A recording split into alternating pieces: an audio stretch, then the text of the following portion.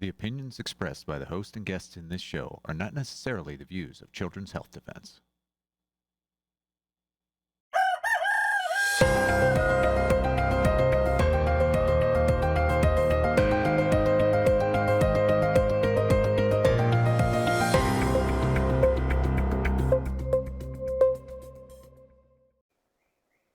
Good morning, CHD. It is Monday, June the 22nd, 2026. We're live here at CHD TV. We have three great segments for you today. In a minute, I'm going to be bringing on Dr. William Parker to talk about Tylenol and autism. Then we're going to be having Nick Kupper on from our military chapter to talk about duty to disobey and why it's so important you see this film. And then Michael Kane is bringing on the amazing Brianne, and they're going to be having a very important conversation as well. So let's kick the show off and get on Dr. William Parker. Good morning.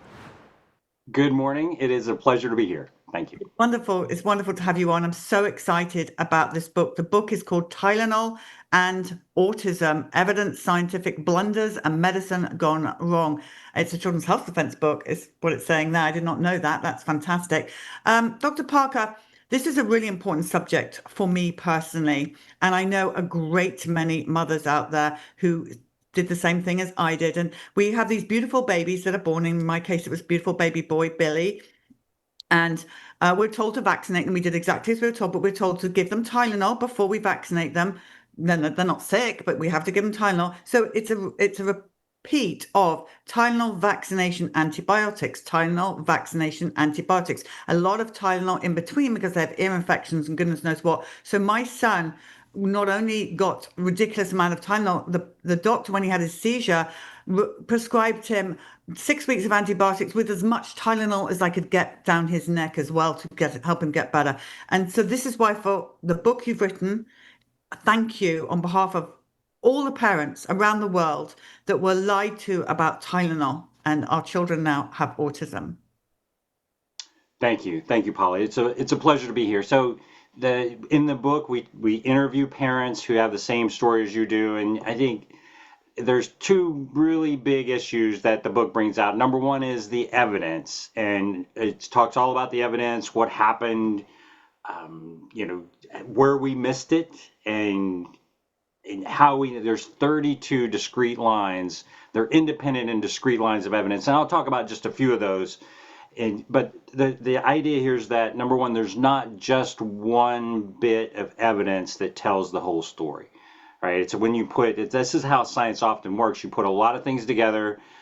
So, for example, this is just an example. I think one of the more compelling lines of evidence is every veterinarian knows not to give Tylenol, also known as acetaminophen, to a domestic cat because cats have a metabolic deficiency that, and this is well known, and with this metabolic deficiency, what happens is you shunt a lot of the Tylenol into what's called a toxic metabolite. So your own body converts Tylenol into something that's very, very toxic. So it turns out that newborn babies have the exact same deficiency. Right, and this is a drug we've been using since 1886, literally 1886. It was a drug that your body converts into Tylenol since 1886, and we didn't even test it in a laboratory animal until 2014. Right, and when it was finally tested, it was found to be super toxic and when I say tested in a laboratory animal, I'm talking about a young laboratory animal. So it had been tested in older rats, and older rats are super resistant to this drug. They can take roughly, almost 20 times the amount that a human can take, and it's no problem. But when you give it to a young laboratory animal, doesn't matter if it's a mouse or a rat, just the doses that we're giving to our babies cause problems with brain development. I mean, the rats become socially sort of paranoid, and the mice lose their ability to learn. And again, these are doses that are lower than what we give to human babies. So there's this big gap in what we tested and what we didn't test. So all that evidence is in there. It talks about the study out of Johns Hopkins, which shows that labor and delivery is the worst time to get a Tylenol, acetaminophen. And it also talks about parents who saw regression. And so I wasn't the guy that figured out that Tylenol and autism are connected. It was a guy named Stephen Schultz. And he was looking at babies, toddlers who got a vaccination and then they got Tylenol.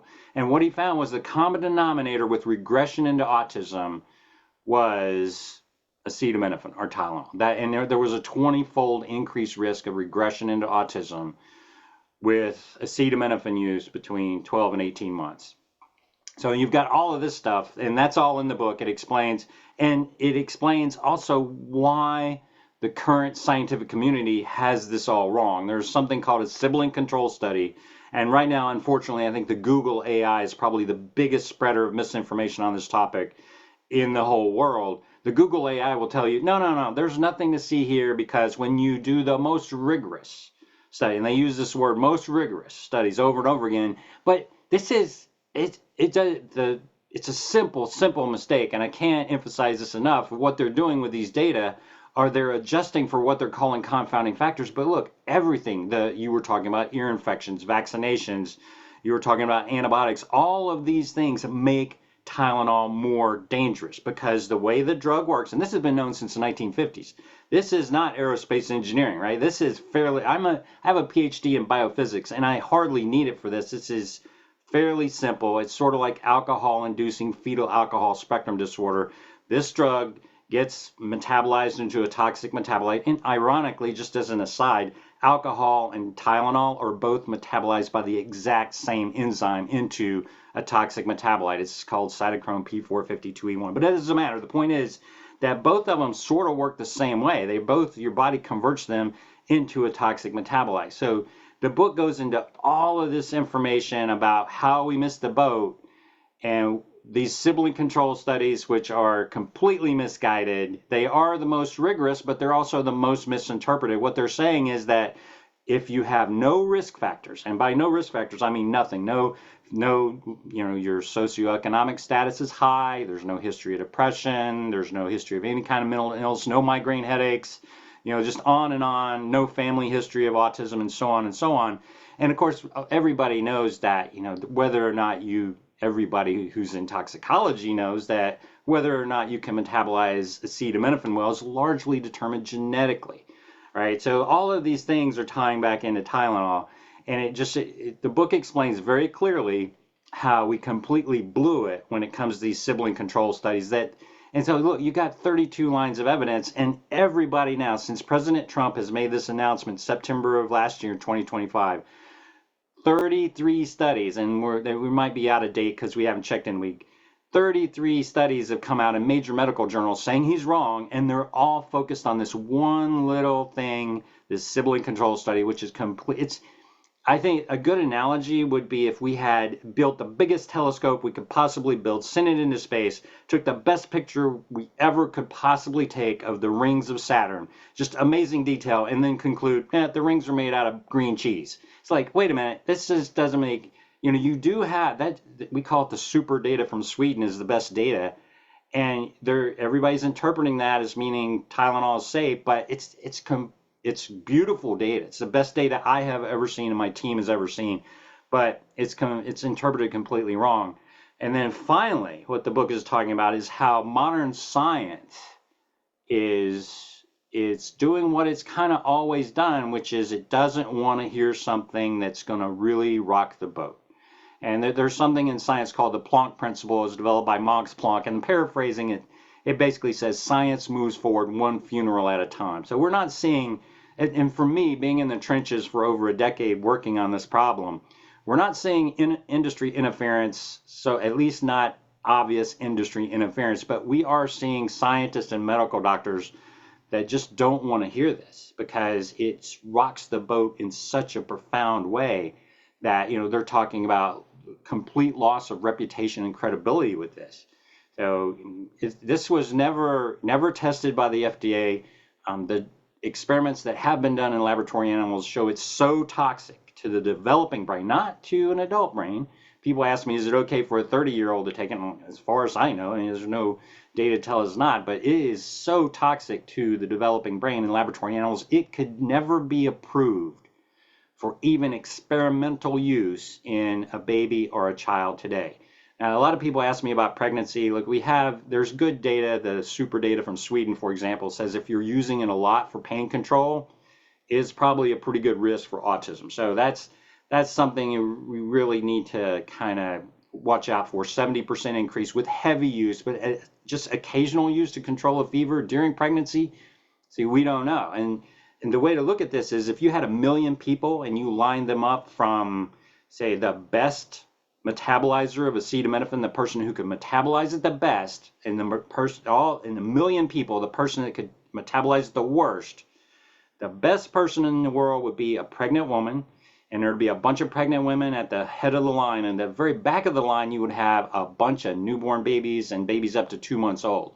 So, and then children up to, a couple of years old or not, and it's been known since the 1980s. People with autism in general, they have a genetic susceptibility, so they can't metabolize acetaminophen very well, which makes it dangerous.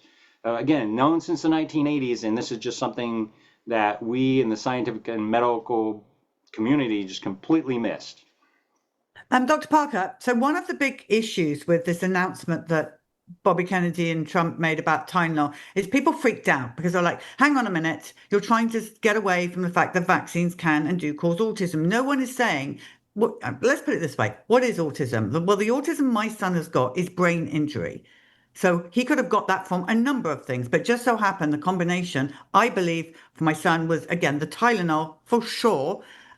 The antibiotics did not help. He didn't need them. And the vaccines on top was the final insult. So we were just one by one tearing his body apart. Now, it's interesting because my daughter, who came first, she had all her vaccines, does not have autism, did not get Tylenol. It wasn't a thing then. There was no Tylenol before and after vaccine. She had no Tylenol at all in her first year of life because she wasn't sick. She has other issues. So this is really important for our viewers to know. There are other issues. I don't really want to talk about her issues. It's not fair, but we're not just talking about, we're not missing the other injuries that come from vaccines. I think what we're saying is let's have a good look here at the ones that have autism, because I've interviewed thousands of parents, Dr. Parker, and I can tell you, I have not done one story where Tylenol's not been involved. We need to take this seriously, people. Yeah, so it looks like, based on the available information, I'd say we have concluded without reasonable doubt that the Tylenol is a critical component. Now, there's lots of things that can cause brain injury and cause developmental delays and cause lowered IQ and a lot of other things with the brain. But the Tylenol appears to be very specific for autism spectrum disorder, just as alcohol is specific for fetal alcohol spectrum disorder. So, and again, it's not just Tylenol. You can give Tylenol to 100 babies and 97 of those will not have autism spectrum disorder. So it's the critical issue is what we call this susceptibility. And yeah, if genetics are a big component, being male is a big component. 4 different laboratories have determined that acetaminophen targets the males more than it targets the females. And we see autism prevalence, of course, much higher in males. And there's a couple of labs working on why it might be more specific for males. And I think they have a good handle on that kind of issue. So again, this is really important. If everybody's smoking cigarettes, not everybody will get lung cancer. It's the same deal with other drugs. Codeine, for example, you can give it to a lot of children. It's only going to kill a few because of the susceptibility issue, right? And so it's the sicker the child gets. Like, for example, in laboratory rats, if they can't keep down 2 meals, with laboratory rats, they can keep down meals. So if you withhold 2 meals, Tylenol becomes twice as toxic. And this has been well known, right? So you're causing imbalances in the system. And as it's called oxidative stress. The higher, and it's well known that the children with autism have a lot of oxidative stress. So the higher the burden of total immunological things that are attacking that child, the more toxic Tylenol gets. And that's very important to understand. I have so many more questions, but we're running out of time. It's so annoying. But I just want to quickly say, the pregnant mother, I did know about this mother, pregnant mother did not vaccinate her child, but did take Tylenol during pregnancy because of severe migraines. And the doctor told her it was safe, blah, blah, blah. That child is not okay now. I don't want to give too much detail here, but that child is not okay. So that is definitely something. This book is so important. Where do we get this book?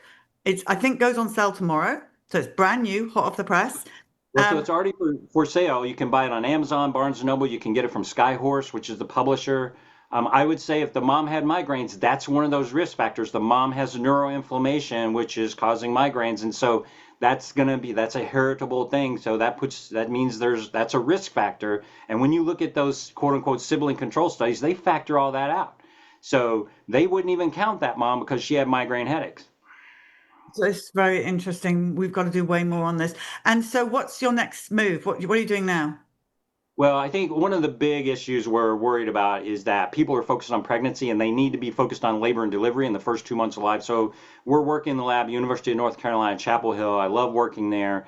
And we are doing biochemical, cellular biology, neuroscience experiments to look specifically at toxicity and right before and after, in human terms, the umbilical cord is clamped, right before and after birth. And there's just a world of difference there. All right. Well, look, everybody, the link is in the show notes for the book. Dr. Parker, I hope we get you back on again. I know you're going to be on Mary's book club at some point, but I do contact us if you've got any more information, and we'll get you straight on CHD TV. And thank you for all you do. Thank you. Thank you very much, Polly. All right, everybody. So now we're going to go to Nick Kupper. Good morning, Nick. Thank you for waiting. Hey, good morning. Good to see you. It's good to see you too. All right, so Duty to Disobey, it is out 30th of June 2026 this year. And the theatres around, it's about 114. I've been saying 130 and I got told off last night. It's not 114 theatres around the country. And some of them are not completely full yet. Yours is, though. Yes, absolutely. We're very excited about that.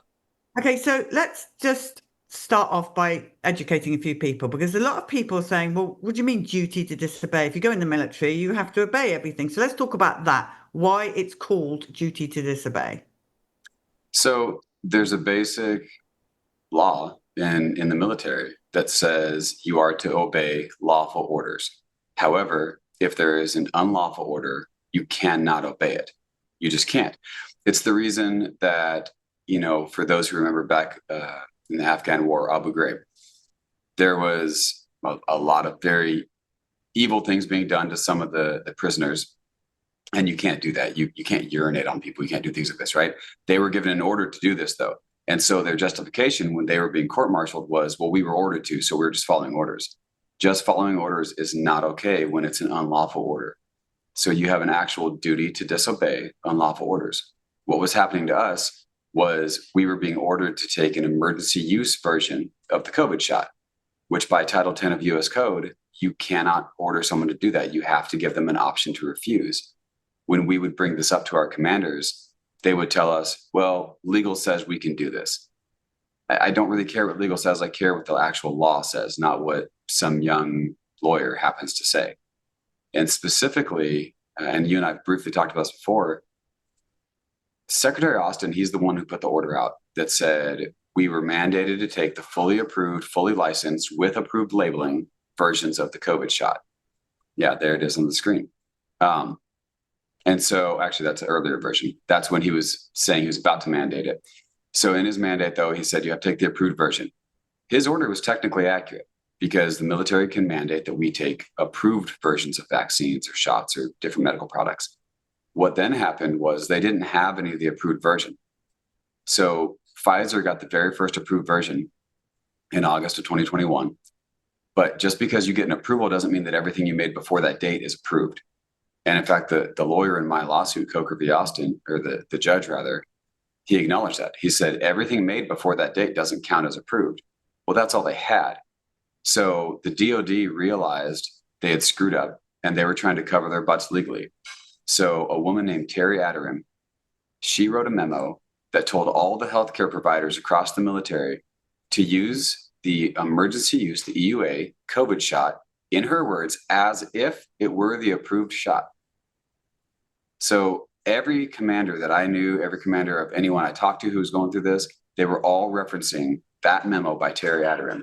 And because of that memo, they continued to feel that they had the legal right to mandate us to take something that Title 10 said they can't mandate that we take. And in fact, Pfizer specifically never even produced what could be considered an approved version of their shot till January of 2022. The DOD admitted in my court case they didn't order it till May of 22 and didn't have it on hand till June of 22. By that point, that was 6 months after the deadline for me to have taken something that didn't exist. What are we going to do? What needs to be done to right the wrongs? What really needs to be done, and this is not just my opinion, this is shared by most of us, is that they need to be more robust than what they're doing right now. The basic point, and I literally just met with DHS Secretary Mark Wayne Mullen, because they oversee the Coast Guard, and I asked him directly, I said, look, have you had any conversations about just back paying all the service members of the Coast Guard that you guys kicked out? Now, it wasn't him. Mark Wayne wasn't in charge at the time, but regardless, his department, that they were kicked out, which means their contracts were illegally terminated early. I said, have you talked about just paying them what the rest of their contract was without requiring them to come back? Because as I pointed out to him, people have changed their lives. This is years now that's been gone. They've changed their lives. They've moved places. Maybe they've started families, new careers, etc. They can't necessarily come back to get what was owed them. And in all reality, what happened was you had an illegal mandate as it was implemented, which means when you kicked the person out for not taking a product that didn't exist, you illegally terminated their contract. I see that as you owe them for the rest of that contract, whether it was 1 year, 2 years, 3 years, whatever was left on their contract. I was not impressed with his answer.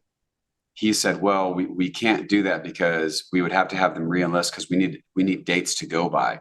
You have dates to go by. You have the day you kicked them out, and you have the day that their contract would have ended had you not kicked them out. It's that simple. So in reality, that's what the Department of War needs to do. And I've told that to Secretary Hegseth. I said that directly to him last year. And I told it to Mark Wayne Mullen just the other day. Unfortunately, they're not yet willing to go that far, and I'm not sure why. But when you wrong somebody, you need to make it right. And I specifically, I told Secretary Hegseth he has the ability to do something that no administration's ever done, which is right the wrong of a previous administration. It wasn't his administration that did the wrong, but he has the chance to right it. And if he doesn't take the opportunity to right that wrong, that's a huge loss. Nick, at the DC event where we showed Duty to Disobey, my understanding was there was 5 people, 1 person on the stage, 4 in the audience from the Department of War. Do you think this film is going to make an impact? The fact that Go ahead. Sorry, the fact that they were even there to me says that they must have seen a pre-screener or be concerned about it. But I mean, we don't normally get that with a children's health defense film. Yeah, I think it will make a difference. And specifically some of those, I invited them directly. Stu Scheller, he was never involved with COVID. He was out of the military before that. But for probably a lot of your audience may remember, he was the Lieutenant Colonel in the Marine Corps who very openly went against Joe Biden's horrible withdrawal out of Afghanistan that got 13 military members killed. And because of that, they tried court-martialing him and everything else. He's now had vindication. He's been brought into the DOW as a special assistant to Secretary Hegseth. And in fact, he runs the Afghan task force about trying to right the wrongs that happened there. And so he's a fantastic guy. He's doing great work. And he is the whole reason that we even got an audience with Secretary Hegseth.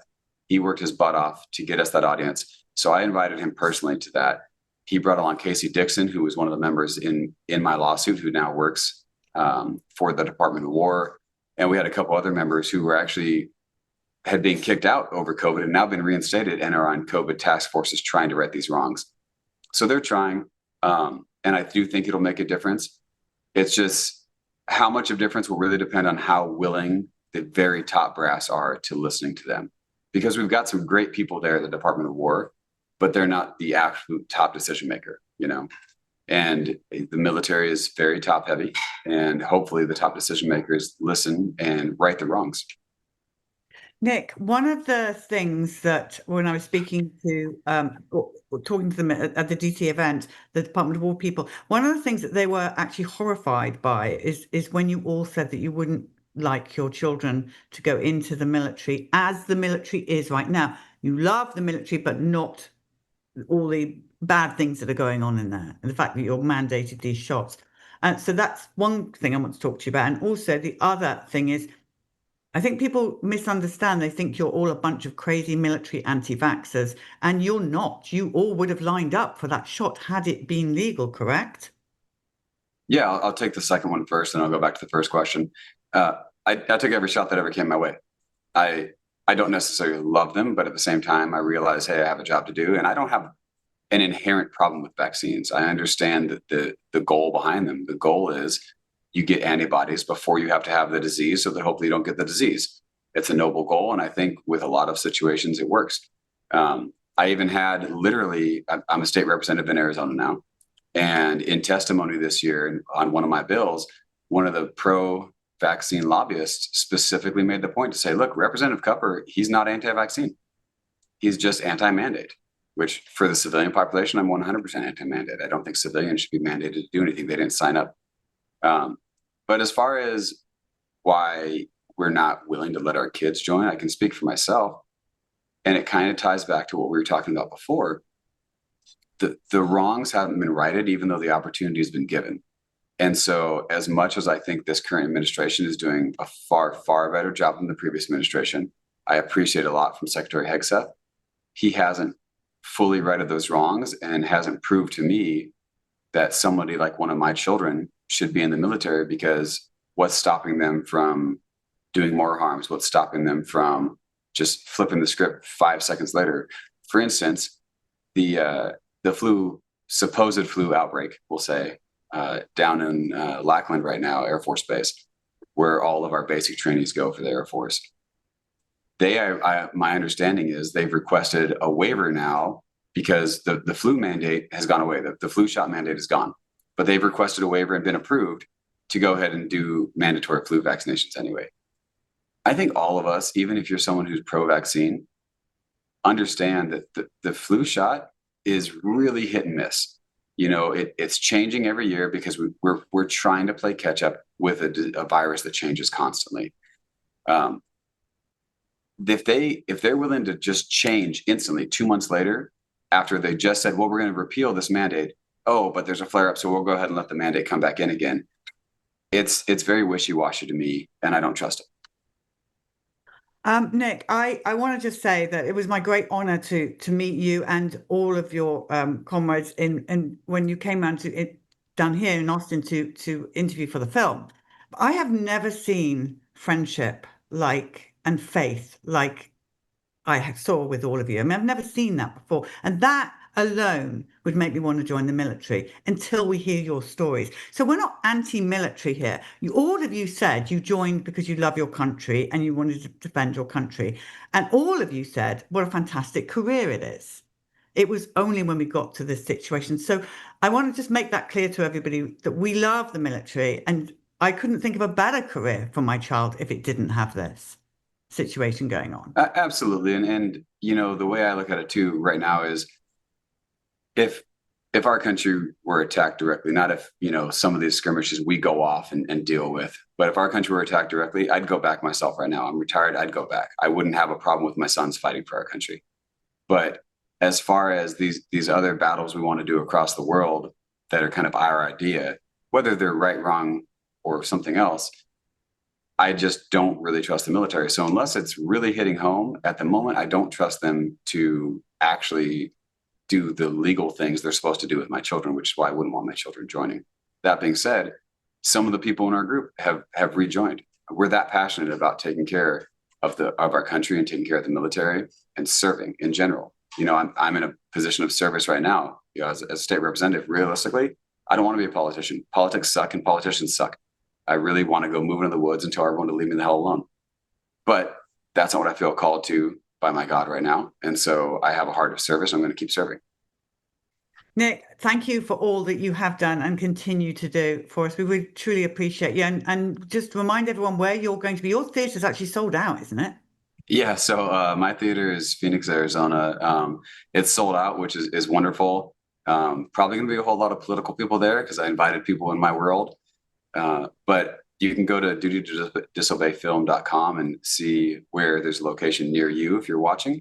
A lot of them aren't sold out yet. it's a fantastic show. And for many of them, like even mine, I'll be speaking a little intro before the film starts, and I'll be taking a live Q&A after it's over. Excellent. Nick, thanks so much for all you're doing. Thanks for having me. Morning. Okay, everyone, we're going to go over to Michael Kane and Bree Dressen now.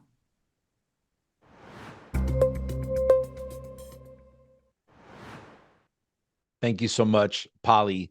What a fantastic interview. It was great to hear Nick. I learned a lot myself, and glad he is going to be heading up duty to Disobey in Arizona. I'm going to be in Long Island. Me, John Gilmore, and Rita Palmer will be holding a roundtable discussion after the film. Find out everything about that at teachersforchoice.substack.com. The direct link to the Long Island ticket purchase is right there at the top of the Substack. We are not sold out yet. We got plenty of tickets, so please get those tickets. Being in DC for the screening of Duty to Disobey was pretty amazing. And earlier in the day, we held a advocacy day where we had Senator Ron Johnson, Senator Rand Paul, Representative Paul Gosar, Surgeon General Latipo, and a comedian, Rob Schneider, was the MC. And one of the things we led with was Senator Johnson's bombshell report about how the FDA knew the COVID shot was causing massive injuries. Their algorithm was hiding them. A whistleblower told them this, and they buried it.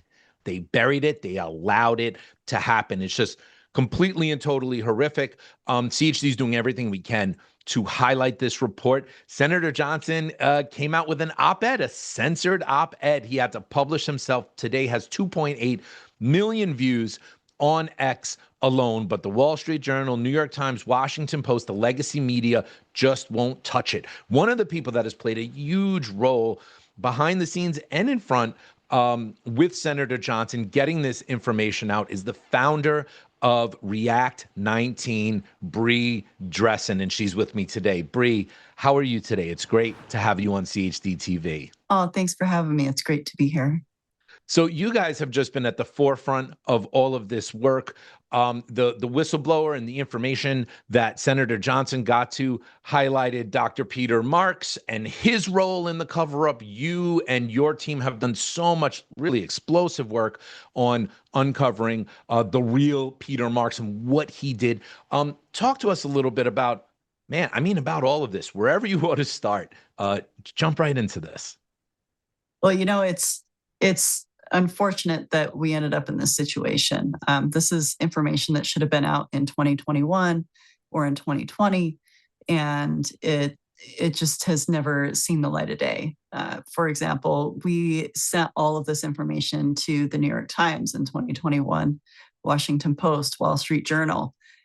They all knew, and we were told repeatedly by every single one of them, sorry, we can't make the vaccines look bad.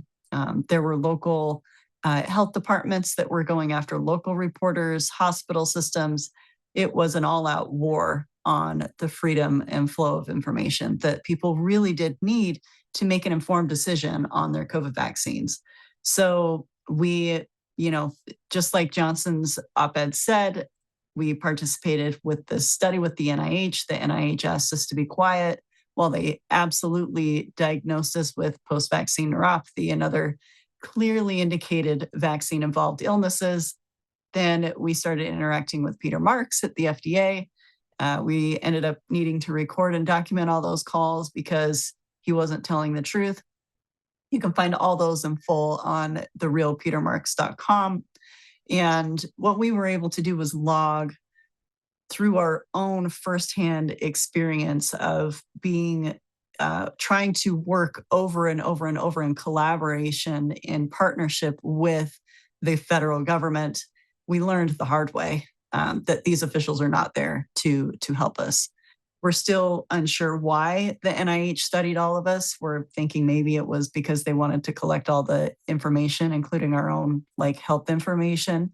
And if they were reversible injuries, maybe they would have acknowledged them and released them to the public. But because these are severe and long-lasting, they stayed quiet.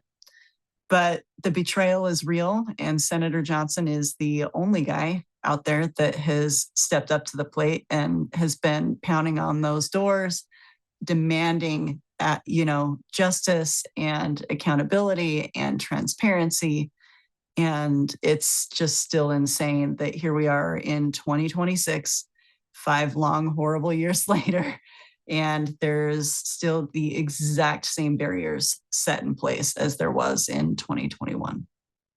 So there is so much that was known that you knew, that React 19, that all of those who were impacted knew before this report came out. As you said, you referenced in it, you've been working with Senator Johnson, for a very long time on this.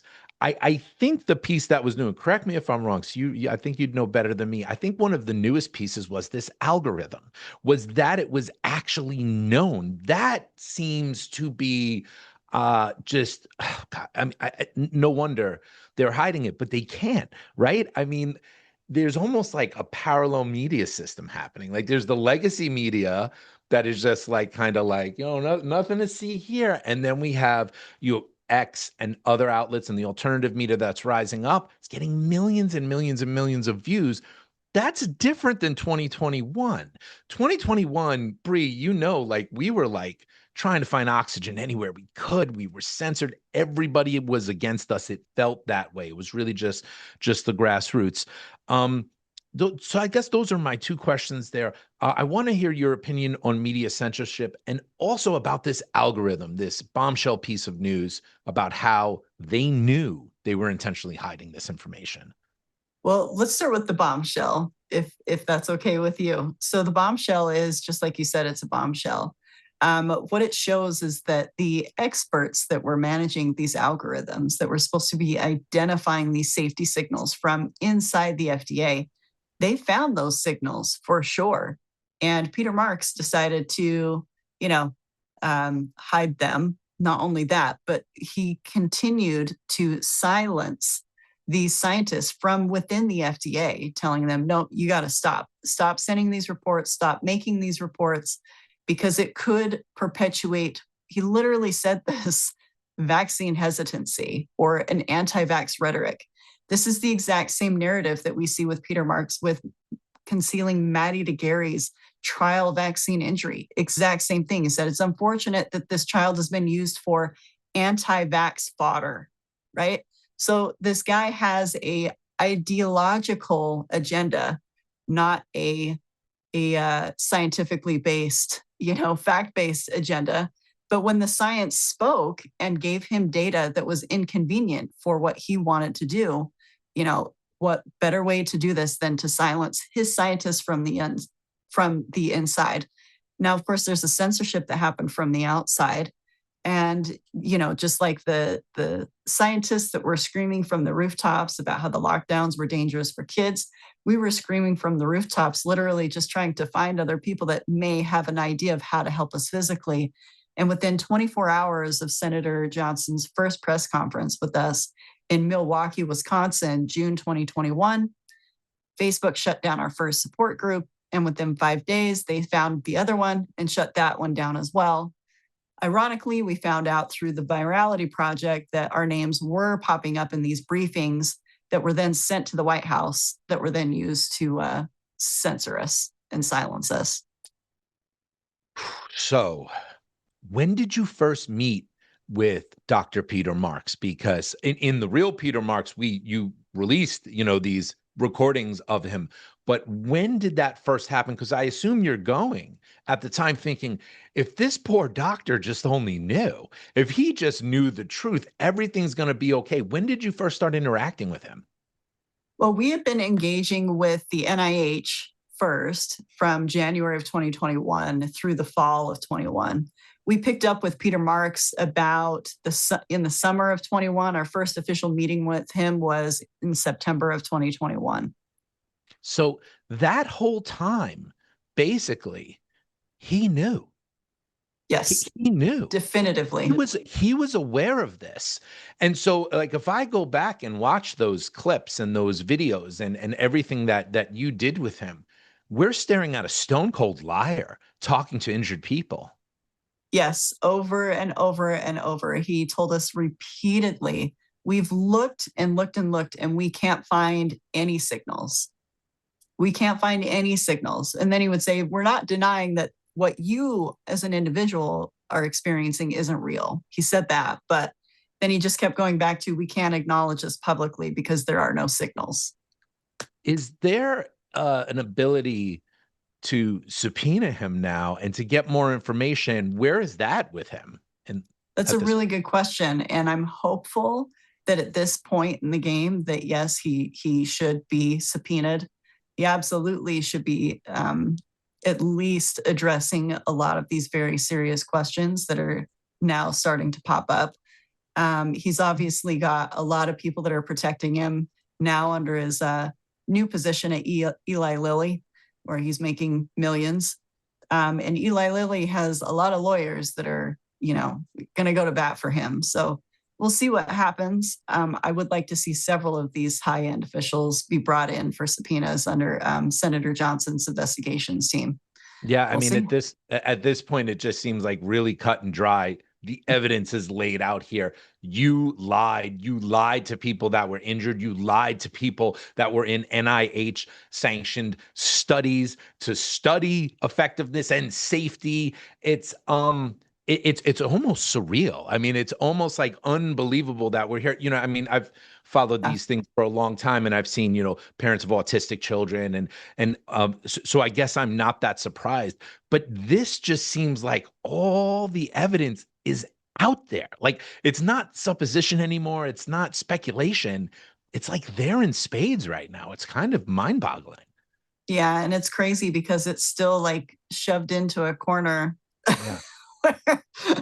where we can't, it's like we all know, but the people that we need to hear it are the people that are going to line up when the mandates come for the next vaccine, right? They need to be aware of what's going to happen the next time around. You're saying they shove us in a corner. That corner's getting bigger and bigger. That corner's so big, they had to have Robert F. Kennedy Jr. head the federal health agencies.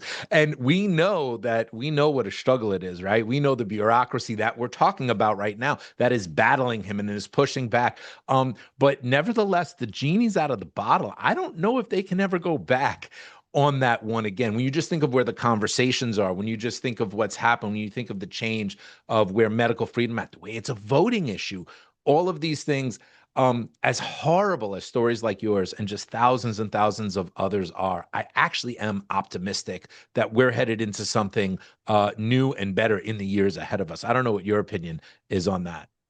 Oh, I popped in on this scene 5 years ago. I definitely have seen a shift. And I couldn't be more honored and proud to stand with people like you here today. I wish that I knew all of you sooner, obviously. But I think that this community is going to continue to do amazing things.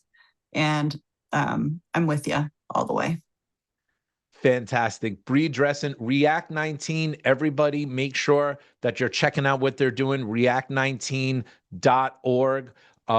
Sign up for their emails, tune into their social media, follow them, stay at CHD TV and Defender because we're always going to be covering them and their amazing work as well too. Bree, thank you so much for coming on today and for all this information. We're just inches away. Hopefully we're near the right subpoenas. We're near the right indictments and investigations, God willing. Thank you so much. Thank you. Okay, don't go anywhere. We now have, once again, the People's Study.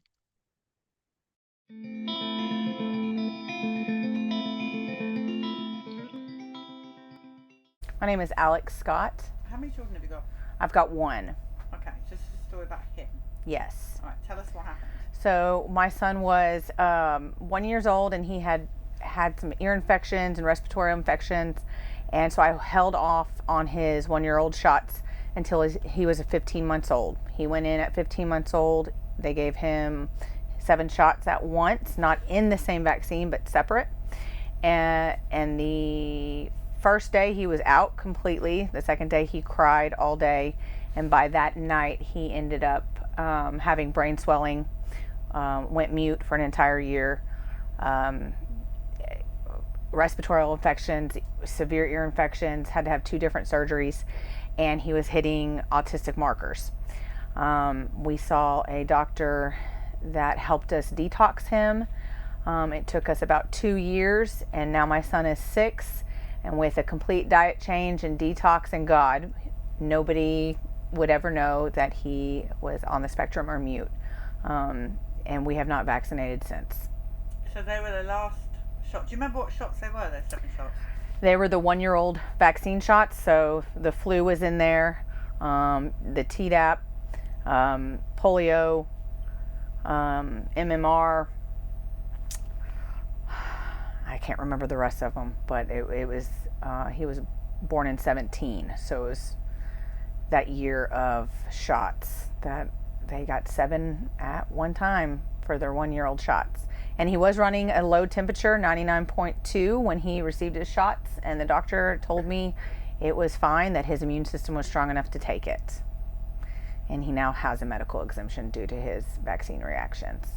So as you walk around this bus and see all the names, or see all these dead babies here, everybody in here, what goes through your mind? A lot of guilt and shame as a mama, but it also is very reassuring that more people are stepping up and talking about it. I think COVID has helped actually in that aspect. It's opened a lot of people's eyes.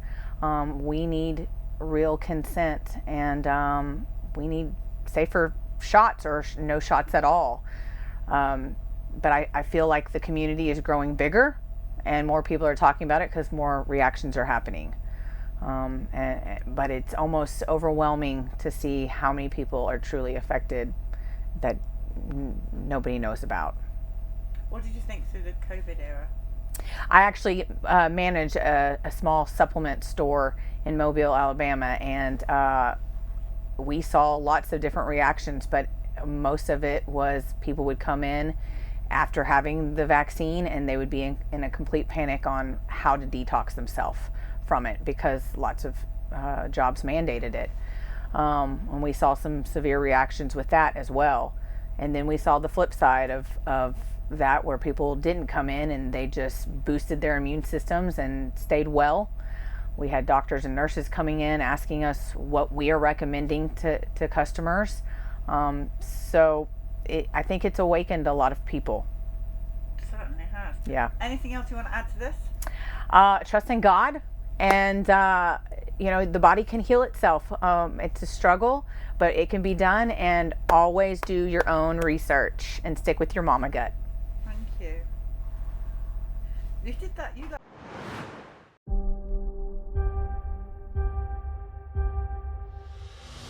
46% of the American people say mandates are dangerous, they're damaging, and vaccine science isn't settled.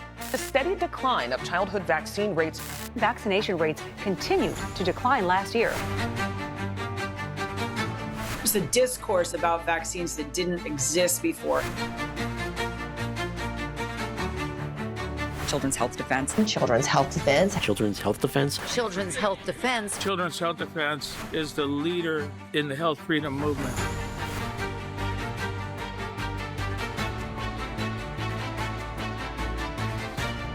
The Department of Health and Human Services is overhauling the immunization schedule, now only recommending 11. We are making recommendations that are science-based, that are common sense. Secretary Hegseth discarding the mandatory flu vaccine requirement. Your body, your faith, and your convictions are not negotiable. People recognize you have to be able to make an individualized decision. For the first time, the U.S. FDA will acknowledge that COVID-19 vaccines killed American children. States are putting in place medical freedom laws. There's bills in Congress that Children's Health Defense is supporting, the GRACE Act for the right to religious exemptions, the End the Vaccine Carve-Out, ending liability protection, and Tom Massey's bill to repeal the PrEP Act. One of the most aggressive medical accountability lawsuits in decades. suing the American Academy of Pediatrics. CHD is suing under RICO laws, claiming that the AAP operates as a criminal enterprise and has for decades. A federal judge yesterday blocked Robert F. Kennedy Jr.'s recent overhaul of the nation's childhood vaccine schedule. They basically just froze all vaccine policy. The American Academy of Pediatrics and other medical groups filed a lawsuit arguing the vaccine changes violated federal law. Which is outrageous for a single judge sitting in Boston to stop any work at the Centers for Disease Control related to vaccines. This conflict between medical freedom and medical coercion, it's a fundamental conflict that we must resolve now in favor of medical freedom or forever be truly slaves to medical tyranny. I am so glad that there are people like you who are still fighting this. Children's Health Defense. If you don't know what they do, folks, look it up. We have got to, as a society, global, decide, is medical coercion okay, or do you have a right to decide what happens to your body?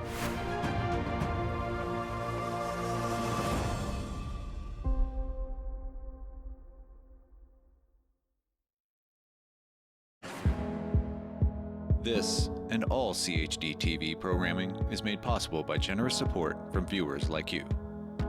Please consider making a contribution today to keep our programming going strong. Thank you.